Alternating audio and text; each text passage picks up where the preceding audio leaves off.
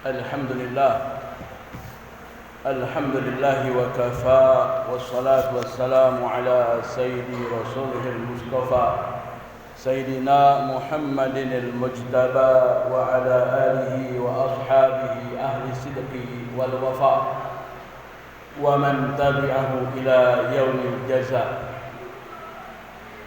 Allahumma salli wa sallim ala sayyidina Muhammadin وعلى آله وصحبه أجمعين وسلم تسليما كثيرا. أما بعد فيا عباد الله رحمكم الله، أوصيني وإياكم بتقوى الله وطاعته فقد فاز المتقون. فقال الله تعالى جل وعلا: أعوذ بالله السميع العليم من الشيطان الرجيم. يا أيها الذين آمنوا اتقوا الله حق تقاته ولا تموتن إلا وأنتم مسلمون. وقال الله تعالى أيضا: يوم لا ينفع مال ولا بنون إلا من أتى الله بقلب سليم. الآية. وقال النبي عليه الصلاة والسلام: عليك بتقوى الله فإنها جماع كل خير. صدق الله العظيم وصدق رسوله الكريم. أحبائي الكرام عباد الله رحمكم الله. Sidang Jumat Masjid Jami Al-Muttaqin rahimakumullah. Marilah senantiasa kita tingkatkan keimanan dan ketakwaan kita pada Allah Subhanahu wa ta'ala, dengan terus kita meningkatkan amaliyah ubudiyah kita vertikal kepada Allah Subhanahu wa ta'ala, dan horizontal ibadah sosial terhadap sesama kita dengan hubungan lebih baik lagi. Ahibba'il kiram ibadallah rahimakumullah. Manusia tidak akan pernah selamat dari tiga hal. Tidak akan pernah selamat dari kematian. Apapun kita lari dari kematian, pasti mati akan menghampiri kita. Al-mautu babun. Mati adalah kematian, adalah sebuah pintu. Wa kullu man dakhiluh, dan setiap orang akan melewatinya. Yang kedua, manusia tidak akan selamat dari yang namanya omongan orang. Baiknya kita disebut dan diomong sama orang, apalagi perbuatan buruk. Makanya tidak akan pernah selamat manusia daripada omongan orang lain. Yang ketiga, seseorang manusia tidak akan pernah luput dari kesusahan. Sesenang apapun dia, setinggi apapun derajatnya, sebanyak apapun hartanya, pasti akan merasakan kesusahan. Tidak akan pernah seseorang manusia itu selamat daripada kesusahan. Oleh karenanya tiga hal tersebut harus kita camkan dalam diri kita. Bagaimana kita mendapatkan keselamatan dari kematian, keselamatan dari omongan orang, keselamatan daripada kesusahan. Kuncinya adalah kembali kepada diri kita. Kita memiliki dalam diri ini adalah sebuah hati. Hati ini adalah tempat tuju Allah Subhanahu wa ta'ala melihat. Siapapun itu dilihat dari hatinya, bukan jiwa raganya, kegantengannya, rupawannya, tidak, tapi Allah Subhanahu wa ta'ala melihat hati manusia tersebut. Oleh karenanya siapapun di antara kita itu adalah jadi beban dan fitnah buat kita. Kembali lagi ditujukan kepada hati kita, apakah kita sabar dalam menghadapi itu semua. Allah Subhanahu wa taala nyatakan dengan firman Allah, A'udzubillahi minasyaitonir rajim, wa ja'alna ba'dukum bi ba'din fitnah. Dan Allah Subhanahu wa taala, kami menjadikan antara kalian sebagian dengan yang lainnya adalah sebuah fitnah, ujian, beban. Yang semuanya itu mengharapkan kita untuk diuji apakah kita atusbirun, apakah kita sabar dalam menjalani fitnah tersebut. Ahibal kiram ibadallah rahimakumullah. Oleh karenanya, selain kesolehan amal kita, kita pun harus menjadikan dua hal kesolehan vertikal kepada Allah Subhanahu wa taala. Kewajiban-kewajiban kita memang harus kita kerjakan. Tapi hal itu semua tidak akan berarti ketika kesolehan kita hanya kepada Allah. Salat iya, puasa iya, berzikir iya, tapi tidak baik dengan tetangga kita, tidak baik dengan kerabat kita.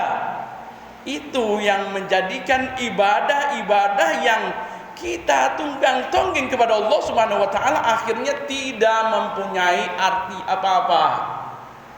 Oleh karenanya, perbaiki amal ibadah kita pada Allah Subhanahu wa taala, pun kita perbaiki amaliyah horizontal, amaliyah sosial kita dengan masyarakat kita, dengan lingkungan kita, dengan keluarga kita, yang tadi dikatakan wa ja'alna ba'dukum bi ba'din fitnah. Dan kami kata Allah Subhanahu wa taala jadikan sebagian kalian dengan sebagian yang lain adalah fitnah, beban, ujian. Atasbirun. Yang kemudian Allah Subhanahu wa taala sampaikan, apakah kamu sabar menghadapi itu semua? Oleh karenanya, kesabaran itu adalah milik hati kita. Kita perbaiki hati kita. Karena yang menjadi pandangan Allah Subhanahu wa taala adalah hati kita. Betapapun kita punya keturunan, betapapun banyaknya kita punya harta, itu nanti tidak ada gunanya.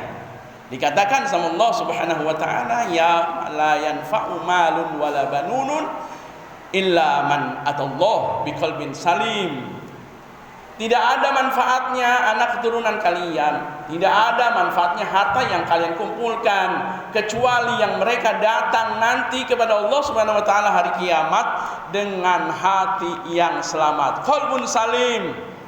Hati yang selamat, qalbun salim, bukan berarti dia tidak punya dosa, bukan berarti dia tidak punya kesalahan. Tapi ketika dia punya dosa dan kesalahan itu, langsung ingat kepada Allah Subhanahu wa taala. Terhadap manusia dia langsung sadar, meminta maaf, bukannya menyimpan kesalahannya. Bagaimana kita akan mendapatkan keselamatan nanti di yaumil qiyamah? Kita beribadah kepada Allah Subhanahu wa taala, terhadap sesama manusia tidak ada kebaikan di antara kita. Satu sama lainnya saling menyakiti, satu sama lainnya padahal satu agama, padahal sama kaum ahlus sunnah wal jamaah, kebaikan justru diserang.